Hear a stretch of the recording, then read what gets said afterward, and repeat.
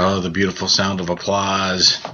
All right, you're listening to Geek Vice, the podcast that bravely shed the shackles of agoraphobia to bravely set out into the world and celebrate International Tabletop Gaming Day like regular people.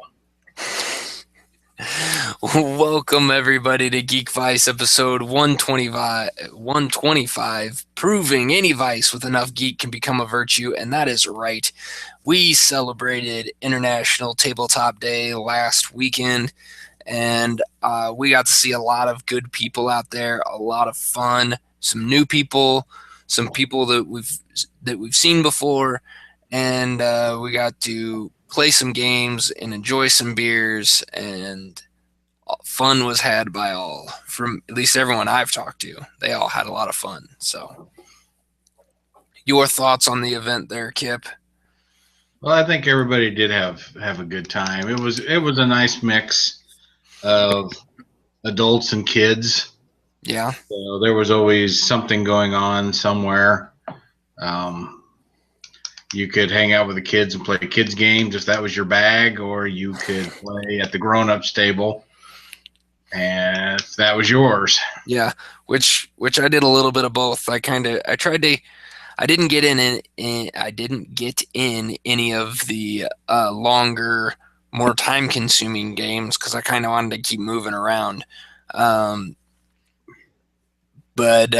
yeah, I got in a gang of King of Tokyo with Nice. our buddy Mike, and I ended up winning that one on victory points, but we were both running a little low on health, so it could have gone either way on that one. And I played a little Monopoly Junior with my youngest son and one of my friend's youngest daughter. So they were my son's youngest one's 4, and little London is 3.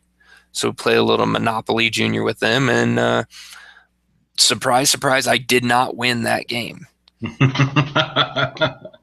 That would have been my youngest son, Conley, who won that one on a couple of dollars. So well played by him. That's right. He had to school his pop. Yeah. And then I want to give, before we get too far into this, I want to give a shout out to Red Crow Brewing. You can check them out on their website at redcrowbrew.com. You can also check them out on Facebook. I believe it's Red Crow Brewing on Facebook. Super awesome company, super good beers, nice people. Misty out there she is a geek by heart as well. Her self-proclaimed geek, as she called herself, and so she thought it was great that we were out there. And it was unfortunately that was the same weekend as her daughter's birthday, so she wasn't able to. She said she kind of wanted to come over and play games with us, but she needed to. She was running a birthday party for her daughter, so but it was good times. They're a great place. I recommend checking them out. And if you're down in the Spring Hill area, be sure to stop by and enjoy a beverage. Yeah, absolutely. It was a good venue, nice big spaces, good tables. I had a couple of porters that they made. All their beers were named after women that were important in their life. Yeah. So, and I hate to say it, but I can't remember what my beer was called. Holy cow, I'm drawing I think that was Elaine. Yeah, that sounds right.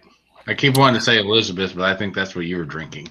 Yeah, I started out with Isabel, and then I switched to Elizabeth, which, sounds really wrong, doesn't it? Yeah. Especially when you get home and my wife bought a couple of growlers and brought them home. And so after everything was all said and done, my wife and I were sharing a glass of Elizabeth. And that was, that's always weird when you ask your wife, hey, would you like some Elizabeth?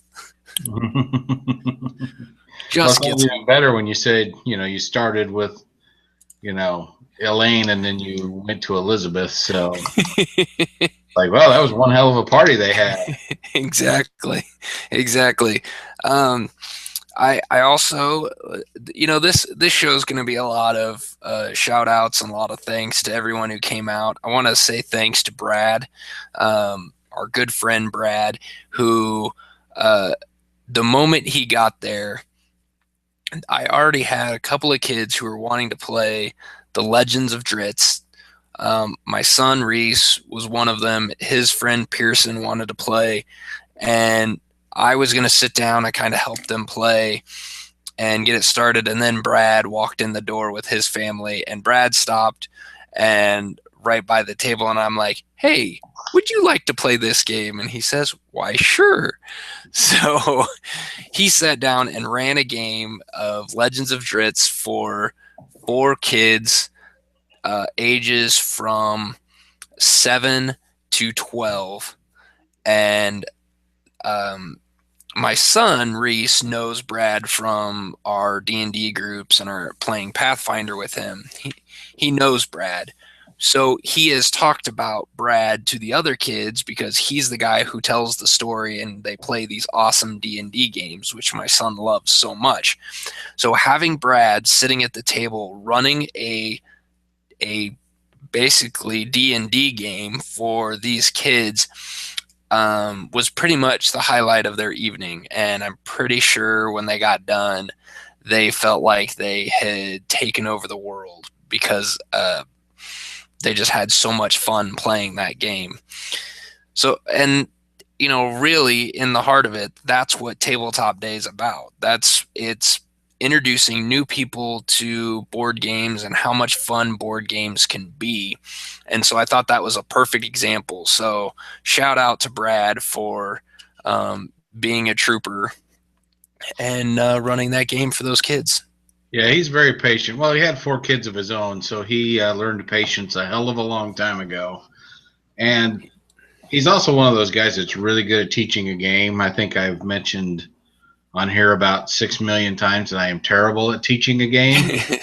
And I really like when Brad shows up to my gaming night and we're playing a game that he's played before because I just turn it over to him. Yeah. Hey, we're going to play this game. Tell everybody how we do it. Yeah, and he does do a really good job with it. And so he he did good with that one. And then there was also one point which I've got to go through and get a bunch of pictures. I've had a whole bunch of friends that were there that took a lot of pictures. I'm gonna try to snag all those off the different Facebook pages and get them on our Geek Vice page. So stay tuned. I'm gonna put an album together with a bunch of pictures. And there is a picture out there that I think I've seen. If not, maybe I've got it on my phone. I can't remember, but it's probably 6 kids huddled around a table playing NFL Rush Zone. Nice. So that was pretty funny. I liked that. That was kind of cool to watch, and them getting excited in that thing, like they were actually watching a football game. So that was really cool. That is pretty cool. Sorry, I missed that. Well, I think you were in the. I have a few pictures I took, but I didn't post anywhere. I'll send those to you. Okay, yeah. The well, you would have seen them, except you were in the midst of saving the world in a game of Pandemic. I was doing that. Introducing Hugh, our friend Hugh, who I finally got to meet. That was pretty awesome. He had never played Pandemic. It always surprises me when I bring out a game of Pandemic and there's somebody there that hadn't played it before. Because to me, it's one of those gateway games like we talked about last week. Yeah.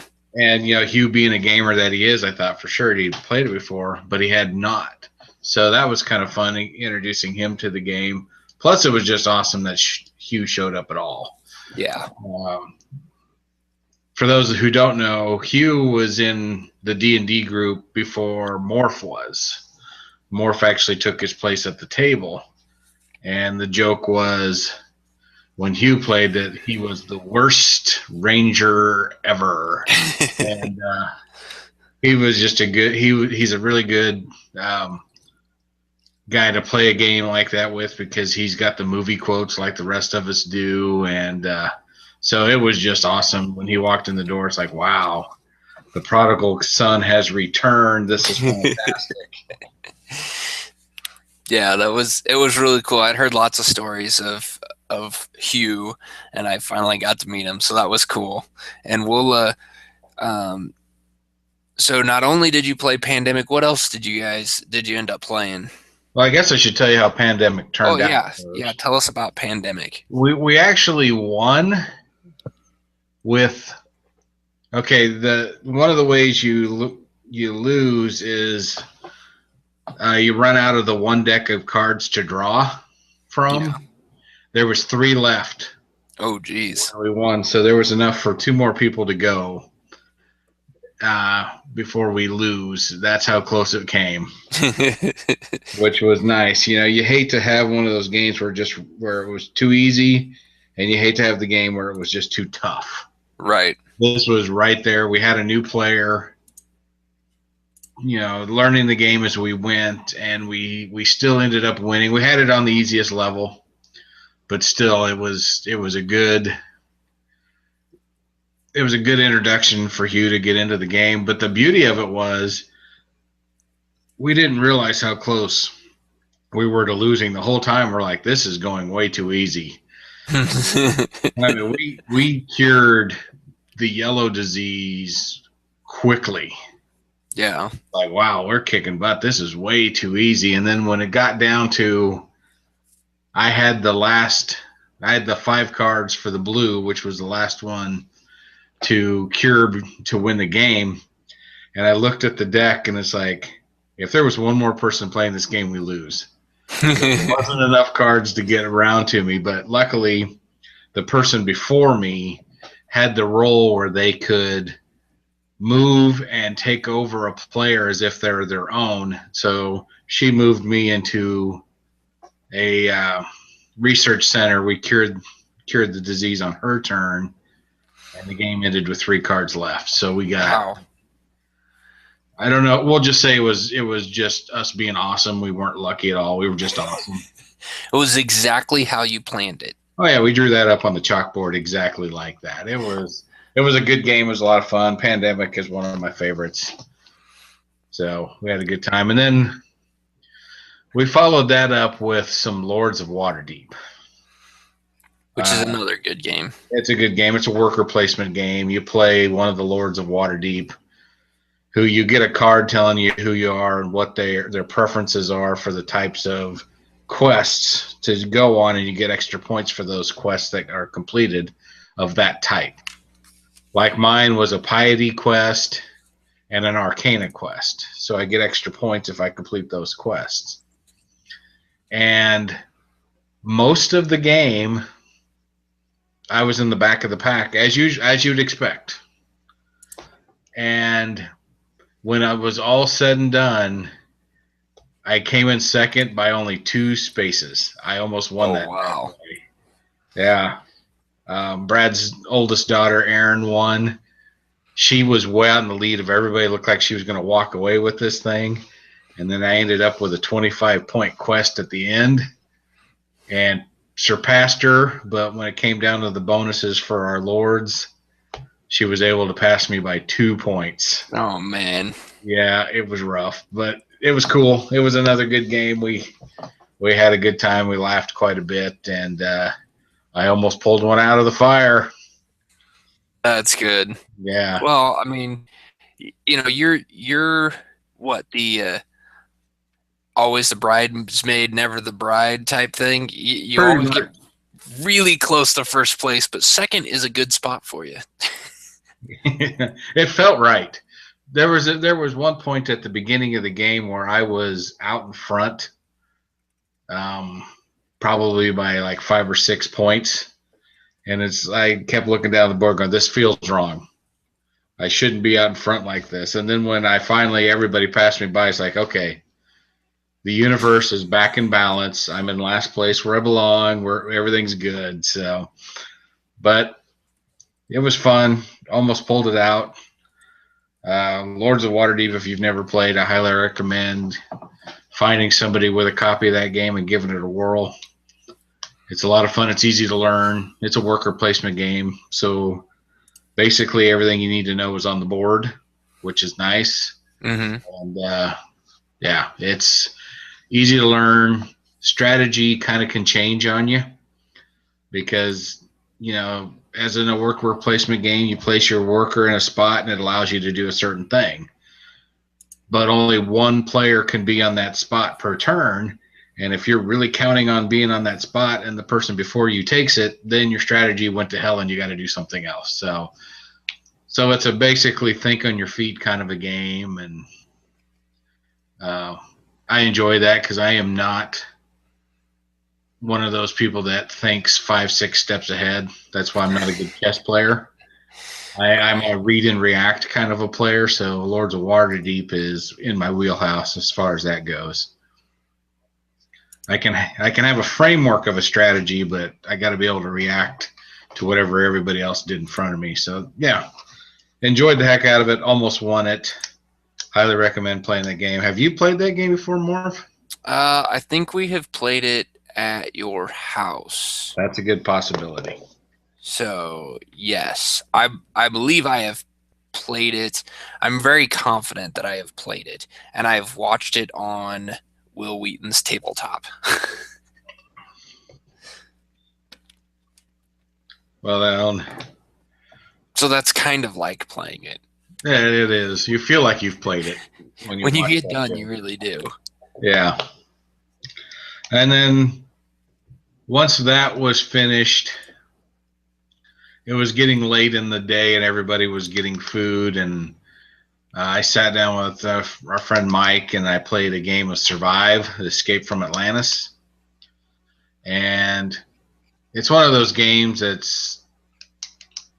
says 2 to 4 players, but you need more than 2 players for it to really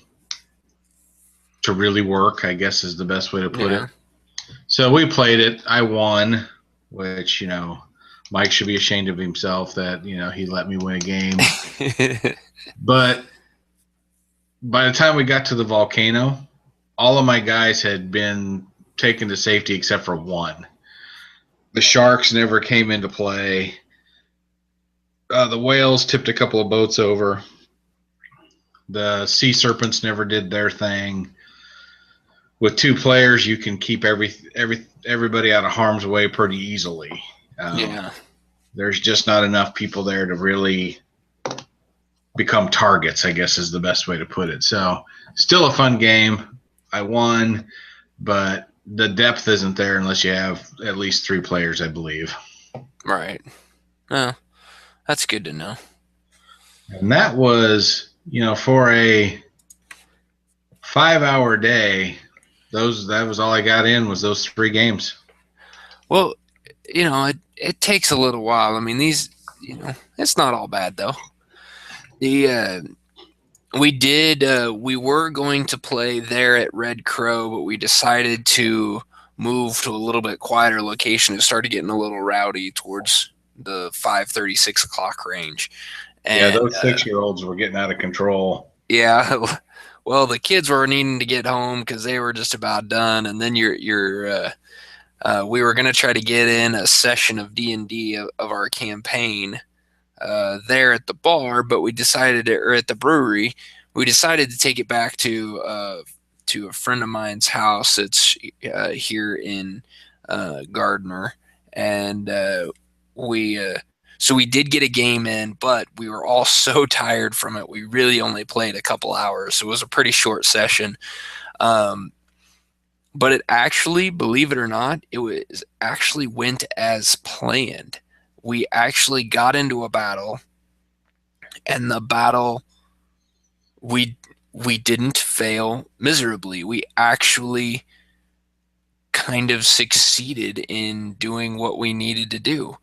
None of our guys dropped, which was good. We had our paladin was getting pretty close to it, but he's supposed to be our tanky guy, so he had 3 guys surround him. But luckily, with some well-placed archers and him learning about a new spell that he has that basically allowed him to one-shot a couple of guys in a couple of turns, like literally eviscerate them.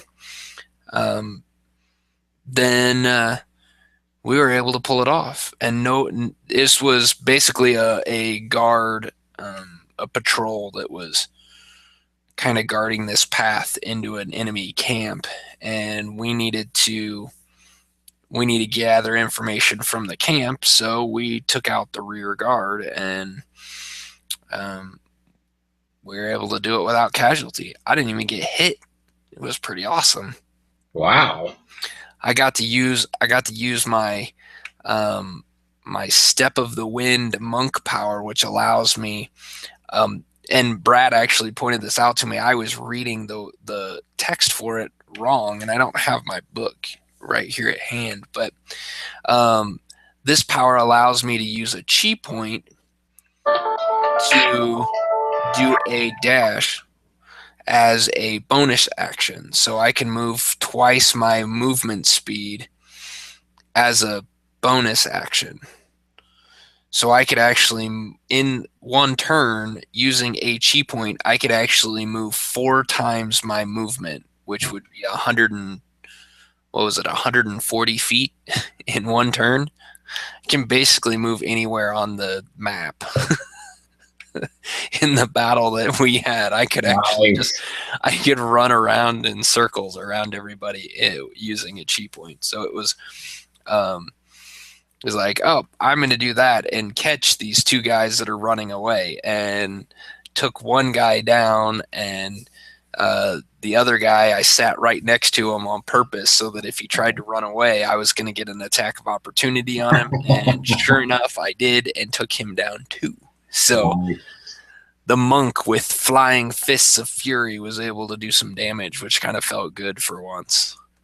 That win thing sounds like cheating to me, but hey, if it's there, it's there. It's, well, I have this new power. We leveled up to level 3 this not this session, but the session before. And so I have this new power called Deflect Missiles, and I've been dying to use this thing.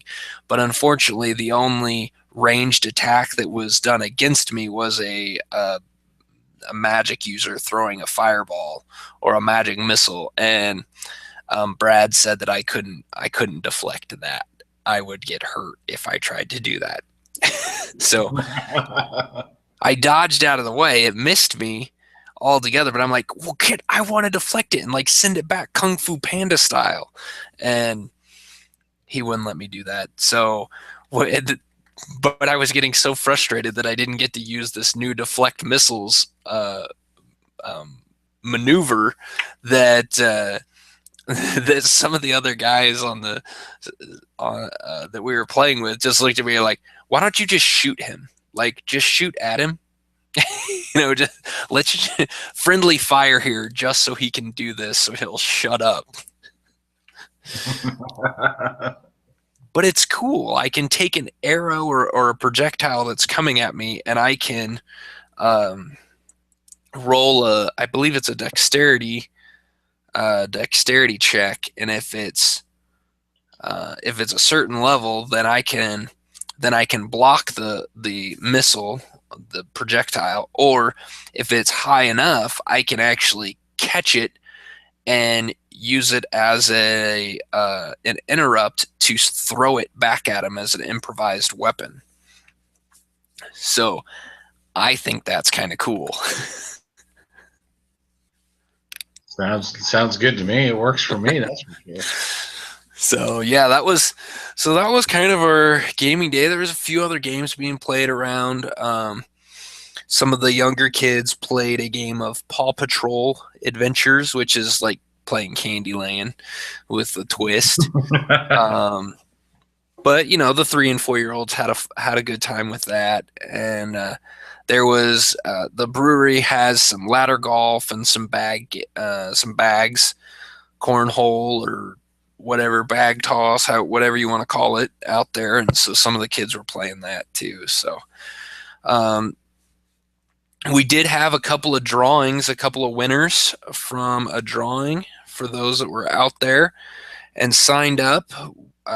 Jake, who lives down the street from me, won a copy of Batman Love Letter, and him and his dad and another friend of his already broke that out and tried to play that game while we were there. And How then did that go? Do you know? I don't know how it went. I think it might have been a little. It was a little harder to learn than I think they were anticipating it, but I think that was more just because they were trying to play and learn the rules at the same time, and sometimes that's hard to do. Was beer a factor in this learning curve? It is possible that the guy reading the rules might have had a drink or two. Yeah. And then Brad, our lovely game master, won 2 tickets and a parking pass to a future Royals game. So, because, even though it was International Tabletop Day, this is Geek Vice, and Geek Vice knows that there's more than just your standard geeks. There are sports geeks out there, and because I'm kind of one myself, so. What? I kind of like sports. Like today, the big news in sports today, a lot of people are talking about the draft. Nope, I'm not talking about any American sports. I'm talking about the English Premier League and Leicester City, who didn't even play today. The team that was in second place, Tottenham, only tied in a game today, and that allowed to make it mathematically impossible for them to catch Leicester City at the top of the table. And what is geeky and cool about Leicester City winning the English Premier League is, we talk in the United States, we talk about championship droughts in the decades. So it's been a decade since this team won, or 2 decades since this team's won a championship. Leicester City has been in existence for over 120 years. This is their first title. Wow, it's like the Cleveland Browns. Yeah. Maybe, that championship drought, it probably puts the Cleveland Browns to shame even. Because, just think about that. 120, I think it's 123 years that club has been in existence. Now, we don't have any sport like that here. We don't have any teams that can say that here. No, we do not. So that's just pretty cool. And this is their first year in the Premier League in England, and they won the whole thing in their first year there. So to me, that's a true underdog story. Yeah, that's, I guess our closest thing to that is maybe the Cubs. Yeah, but they're still only, 30 years? 86? No, the Cubs, 86 was the Mets. Oh, that's right. That was, you're right. The Cubs have been a very, very long time ago. Yeah, that's true. They conceal that information on the internet. I'm pretty sure I could find out the last time they won a championship. Well, on the spacey pages, we've been putting I've been trying to keep content going on there, and I've kind of slacked off today. I didn't get anything new up there on the facey space, but there's lots of trailers that have been going up recently, and one of the trailers that I wanted to throw out there, because I want to make sure that people are aware of this, and DC and Warner Brothers, for as much as I don't like their live action movies, their animated movies are top notch. They have some really good animated movies, but a lot of these animated movies are not for kids. So just because you might see an animated Batman that looks like the cartoon, please do your due diligence before you let your kids watch it. And the reason I say that is because they've got a new movie coming out soon. The trailer, one of their, I guess the first official trailer has been released, and I posted it up on the page last Friday. And this is Batman: The Killing Joke. This is it makes me want to go back and read the comic because it's been a long time since I've read the comic. But this was started as a alternate reality type story, not part of the main Batman story. But then it kind of got put into canon because it was so good and so well written, and so many people enjoyed the story.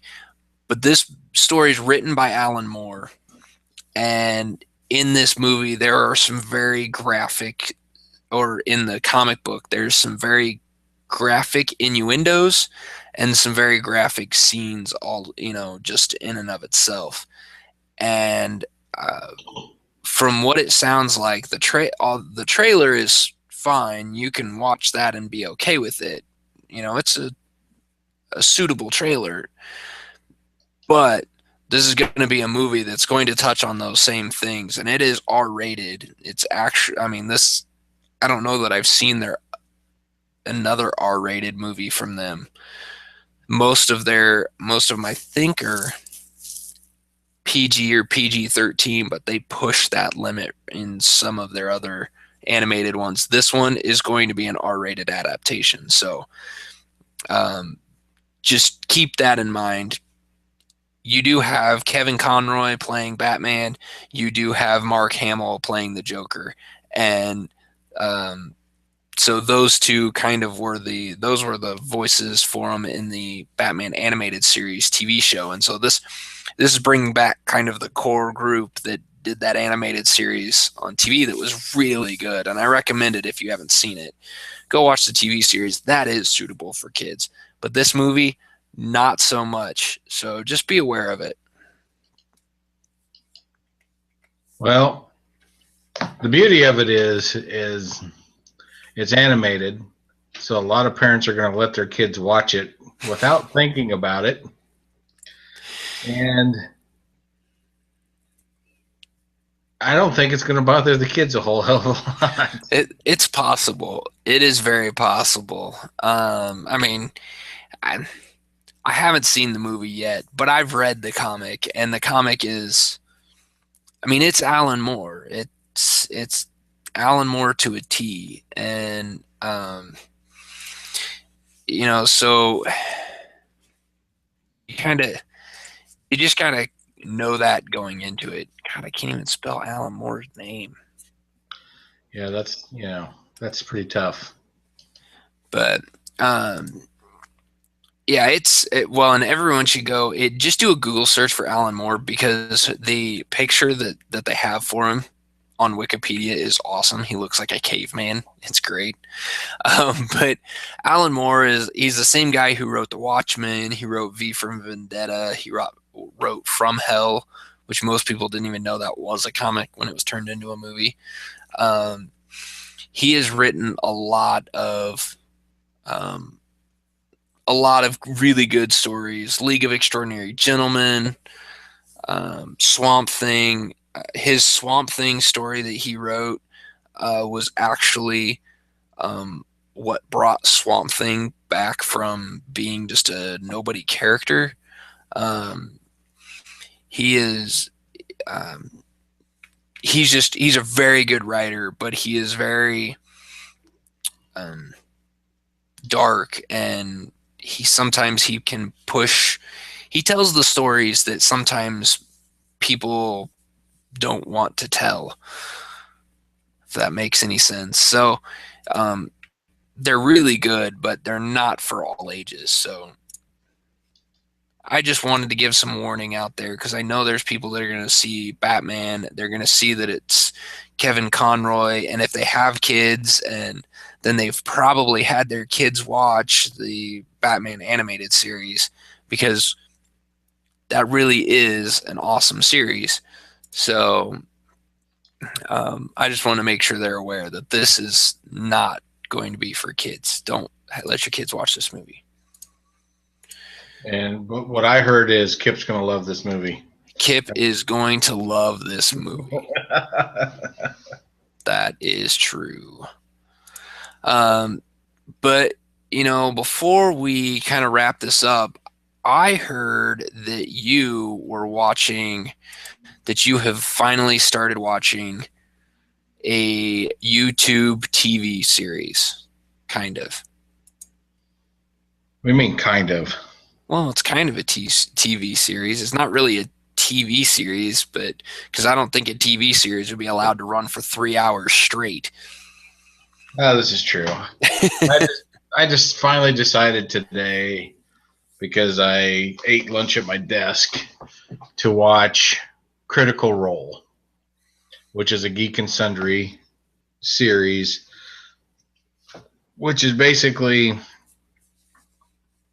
8 voice actors playing, actually 9 if you count the GM, playing D&D 5th Ed, and they bring the characters to life.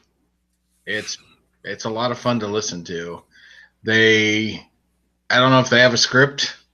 No, it doesn't seem like it, but they must know the game really well, because they do stuff and it's like, I would have never thought of that.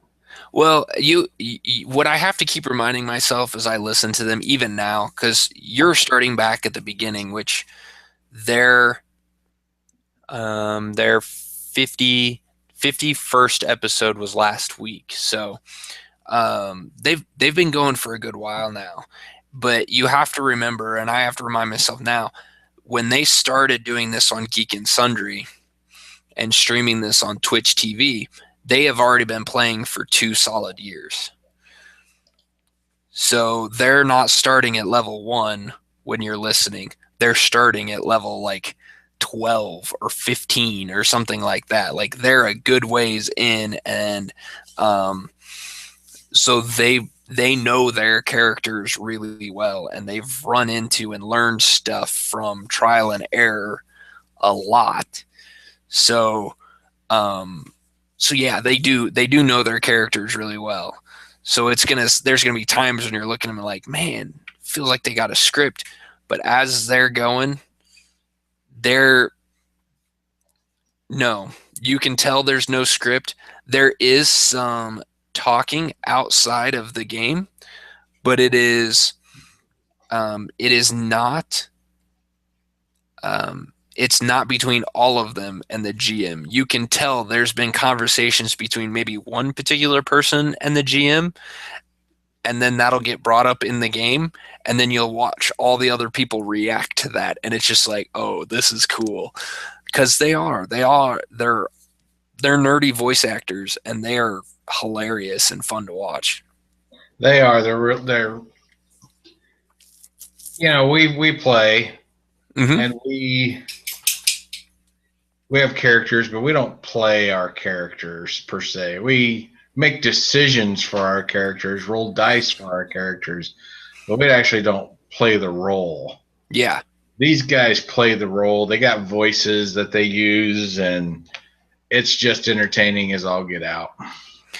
Yeah, if you are curious to see what a really good story and a really good D&D session can look like, take a look at this, because I mean, these are guys that are, first of all, these are 9 people who get paid to have voices and to act in movies, TV shows, and whatnot.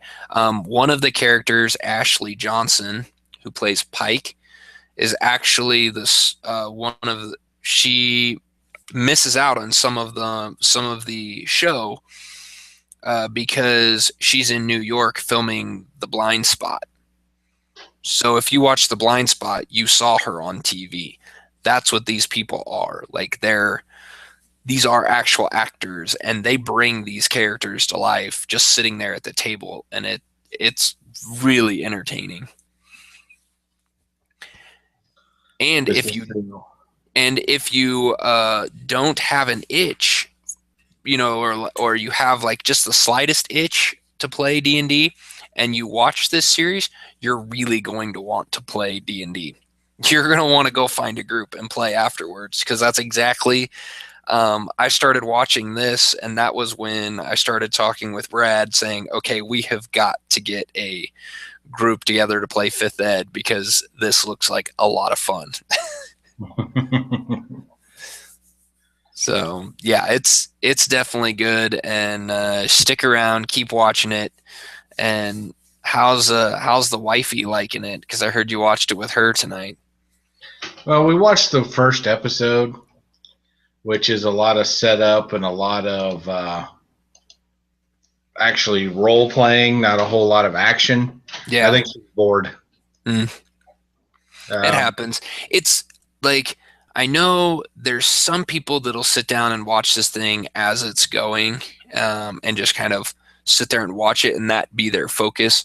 What I like to do with it is I'll flip it on, and a lot of the times I have it running like I would a audio book or something like that. Um, have it run while I'm working, and just listen to the story, and while I'm doing other stuff, and that helps kind of get rid of some of the monotony. There's times where it's not as entertaining, but man, when it gets there, you stick around and keep watching it. There'll be some points where you actually, I don't know, I know you listen to audiobooks too. You ever get to that point where you're sitting there and you realize you are just sitting there staring at your screen? oh Nothing yeah. is on your screen, but you're staring at it because you were listening so intently to the story. Yeah, there will be some points where you do that in this too. So Well, I also had to be careful because there's a few times that I wanted to bust out laughing, and I remembered I was at work. So, so yes. Oh, and careful of there that as well. there are a lot of those. I have been called out for that multiple times. So yeah. But I don't know. You got anything else you want to throw out there? It was good for us to get out and do something social as a podcast. International Tabletop Gaming Day is a great format for that, but stay tuned, people. I think we're going to do this more often than just once a year. So we will keep you informed as things come up. But we had such a good time with this that we want to just keep the ball rolling because it's a lot of fun. Plus, I just love to play games. Yeah, yeah. And with some of the connections of some of the people that I ran into there, it sounds like this might be possible if um, there's a few gaming groups within some of the other people that were there that meet a little bit more regularly. There could be some Geek Vice sponsored events out that way where we maybe show up and provide some games, and um, introduce a whole new people to some board games, or to Geek Vice's idea of board games. So Heck yeah. we'll stay tuned. Keep listening. Keep your ears open to the podcast. Keep your eyes open to the Facebook page, because that's where we'll keep all the information at it. But not only that, is you can check out our blog at geekvice.blogspot.com. I'm working on some additional content for that will be geared around the D&D campaign that I'm in, which is a Tyranny of Dragons campaign. So stay tuned to the blog for that. I'm trying to figure out how I'm going to make that work on there. And then you can also follow us on Google Plus and Facebook. On Facebook, you can go to facebook.com/geekvice. You can follow us on Twitter. You can follow that man over there at Kip Killigan. You can follow me at Geekvice. And of course, you can always email us with all of your comments, questions, suggestions for topics, or whatever else you want to tell us. You can email us at geekvice@gmail.com. And if anyone is listening to this and they have pictures from the event, that they haven't put up on Facebook or they don't have a Facebook page, and they can email them to us at geekvice@gmail.com, and we will get them up on our page. Damn Skippy. So, all right. Thanks, everybody. You got any last words there, Kip? Nope, I think I'm ready. All right. We will see you next week. Later.